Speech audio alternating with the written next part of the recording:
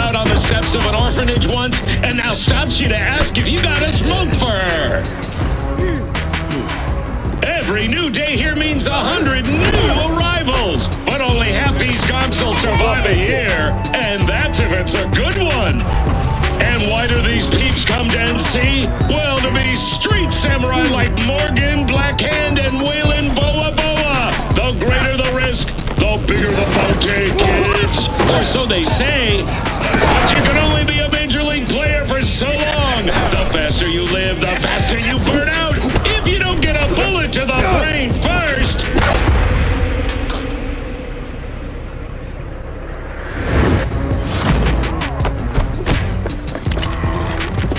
NC's legends. Know where you'll find most of them?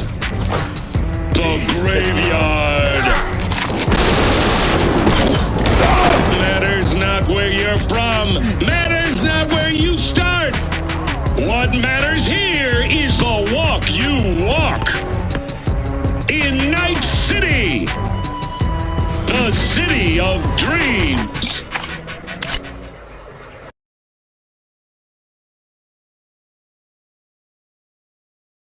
Yo, what is up guys? Gamerverse back again, doing another video for you guys today. So today we are reviewing and kind of going over Cyberpunk 2077, the full game. And I mean, this includes the DLC, Phantom Liberty, and all of the expansion packs that you can get for the game. Yeah, we are doing this review in 2024. I didn't play the game when it came out because, as you guys know, when the game released, it was basically a mess and a lot of people didn't play it.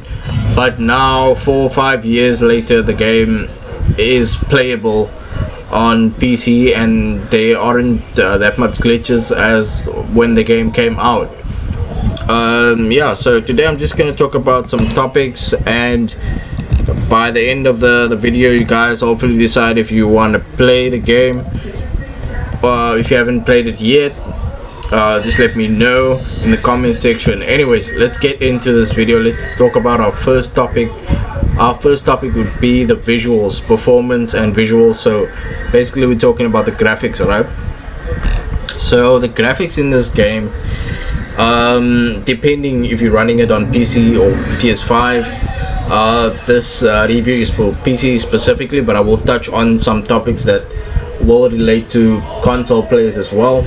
So the graphics quality, I will say on PC you get ultra, you get high, you get medium, and you get low, and then also the best setting that you get is ray tracing. For the hardware requirements, you need a ray tracing card. I use the GTX Ti, so I definitely got like I played on high settings and I got very decent graphics. Like I got reflections, DLSS, FSR. I couldn't use ray tracing because I don't have a ray tracing card, but it was quite stable with my card, the GTX 1660 Ti, and I was able to get a really good experience. And the graphics is good for a game that came out in 2020. To be honest with you, it does look like a next-gen game with all of the updates and everything. Graphics is amazing, and if you love graphics, you're gonna love this game very much. They did a very good job with the graphics, considering the launch when the game came out. The graphics was just all over the place and it was not appealing.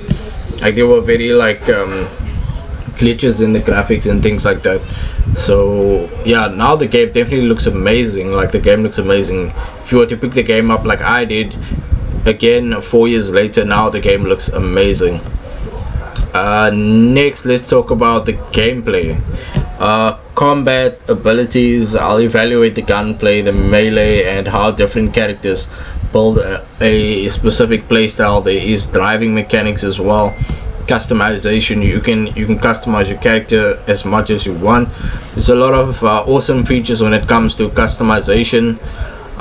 You'll see that the customization effects is really cool. If you play the game at the beginning, you'll see a customization option when you can decide if you want to be a female or male. You can even change your voice, you can change your hair, things like that. And yeah, let's talk about the combat as well. Combat is a part of the gameplay. I really did like the gunplay. The gunplay was very cool. I like the shooting. The melee combat, not so much. And so yeah, that's just a little bit about the gameplay mechanics. Like I said, they could have made the melee combat a bit more. They could have put more time and effort into it, I think. But like I said, the gunplay holds up very much, and the gunplay is very awesome. Like the shooting, the recoil of the guns, things like that, and even the mods that you can put on the guns are awesome. So if you like first-person games in terms of shooting mechanics, this game has that in spades. I would definitely recommend just for the gun combat in its own. Next, let's talk about the expansion and the updates. There is expansion content. If you played it, the characters and all the stuff that's in there for the Phantom Liberty expansion, you got some cool actors in there like Idris Elba, and with the new patches, they address major updates that change the core game experience for the better, and the game is just overall much better to play with the updates. Next, let's talk about the world and the story. So the city that you are in is called Night City, and the atmosphere is very immersive in terms of cities, and there's a lot of visual storytelling, narrative depth, and the main story has good depth to it, character development, and there's a lot of side quests. You'll find yourself losing yourself in side quests and just how your choices impact the game. Oh, and I know I didn't mention this, but you also have the option to decide what you want to say. So there's a lot of times in the game where you have to decide what you want to say, and what you say may affect certain characters in the game. So it's kind of like decision based as well. I love decision based games, and they give you that option here in Cyberpunk, which is really cool. Yeah, next let's talk about the value of the game and the replayability. So overall experience from my point of view, I'll just give you guys my verdict. Yes, the game is big. It is a huge game. If you're looking for a game where you have to sink in like a couple of hours, I synced in like 30 hours, maybe 40 hours into the game, and I didn't do all of the side quests yet, but I did a lot of it.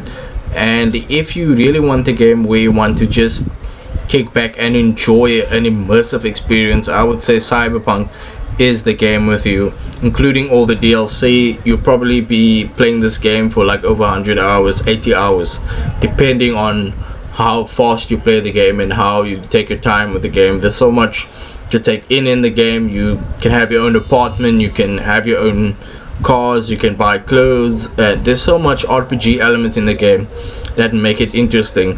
And the replay value, there are over 7 endings in the game. There are different playstyle options, and it's definitely worth replaying multiple times if you want to, because there's different dialogue options that you can go into, and all of these change the aspect of the game and how the game is played, how the ending turns out. So like I told you guys, there's 7 endings, and that is a lot. A lot of games only have like 2 endings or 1 ending or 3 or 4 or 5, but 7 endings is a lot. There's a secret ending in there as well. Yeah, and yeah guys, I think that concludes my review for Cyberpunk. Thank you so much for watching this video. If you finally have a decision to make now in terms of if you're going to check out Cyberpunk, or if you're not, you probably heard about this game, and I think now should be the time that you play it. It's definitely a great game, perfect for the holiday season, and it will definitely keep you busy. And those were my opinion on the game. Those were my kind of like insight into the game, and I'll see you guys in another video. Thank you so much for watching this video. Leave a like. If you got any questions, drop it there in the comment section below, and I'll be there to check out your comments. Thanks so much guys.